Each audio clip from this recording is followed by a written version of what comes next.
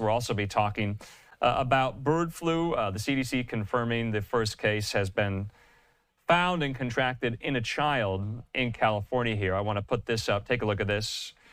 So I have in front of me the statement from the CDC. We also have this tweet there that bird flu has been confirmed in a child for the first time in the United States. So let's gear up for some more of our expert guests and analysts that we talk to all the time about these major headlines, including our friend there at UC San Francisco, infectious disease specialist, Dr. Peter Chin Hong. He will be joining me momentarily.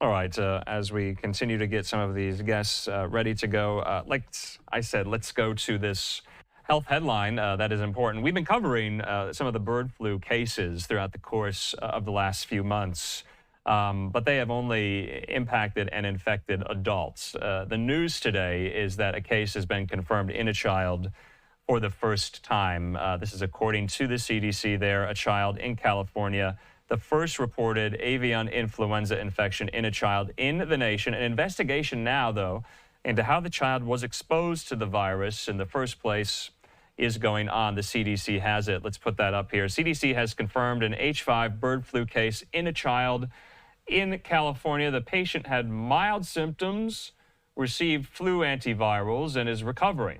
The public risk assessment remains low, but people should avoid exposure to sick or dead animals, including wild birds, poultry, cows, and other wild or domesticated birds here. In the meantime, let's bring into the conversation, like I said, our friend, Dr. Peter Chin Hong, who joins us.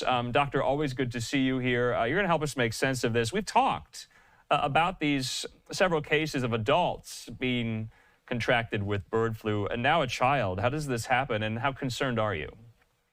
I think it's still being investigated, Andrew, but like you said, first time a child has had a known case of H5N1 or avian flu.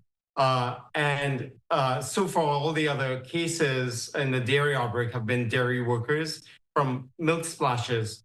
But again, the angle of maybe exposure to wild birds, because it is a pandemic in fowl and wild birds right now, just like it's in some chickens, affecting the price of eggs. So that's the going hypothesis as to how the child might have acquired it. But fortunately, the child is doing fine, got antivirals. And again, in terms of good news, the 4 antivirals we have for flu, they all work against avian flu. So again, luckily, a good outcome in this case.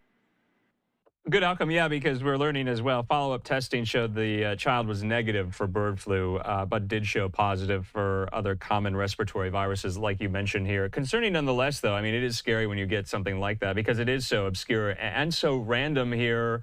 You know, we've talked about this before, the bird flu, I don't know what you want to call it, outbreak, because there have been sporadic cases. Hasn't been kind of a full-blown epidemic, but it seems to be slow-moving, that we keep hearing cases pop up here and there. Is that to be expected here? I mean, is this going to burn out eventually or not? No, unfortunately, it's not going to burn out because the march of evolution is happening in the this particular type of flu, which is H5N1, meaning that it was just in birds first, and then it came to other mammals like seals and sea lions, and in California, like bobcats and skunks. And now it's crossed over to affecting humans at direct contact. So you're with poultry, infected poultry, or infected dairy cattle, you get splashed and you get it. But humans are dead-end hosts right now. It doesn't go from a human to human.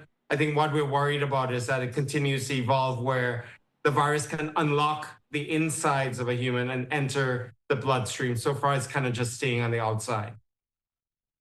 So, yeah, I wanted to ask, I mean, what are the symptoms? I know it's rare and everyone's kind of monitoring this, but what are the symptoms? And, with the caveat that it is very rare, if you experience said symptoms, what should you do? Yeah, so the symptoms typical for flu, first of all, and I'll give the specific ones that we've seen in this outbreak. The typical ones, of course, are headache, congestion, body ache all over, fever. I think the very different thing that we've been seeing in this outbreak is really red eye or conjunctivitis. So that's really because of the way in which it's transmitted from very high viral load in cow's milk that's splashing onto workers. Even though some PPI has been or PPE has been given to some of these dairy workers now. That's the way in which a lot of the cases this year, and there have been 55 human cases so far, 29 in California, they've really exhibited themselves. But you're right, it's kind of a slow burn, slow march. I don't think can really control it in these animals. Like we can't really control it in the wild fowl. So we're just hoping that we can be prepared in terms of, a country and states and public health divisions. So, doctor, obviously investigators want to know where the child got it from.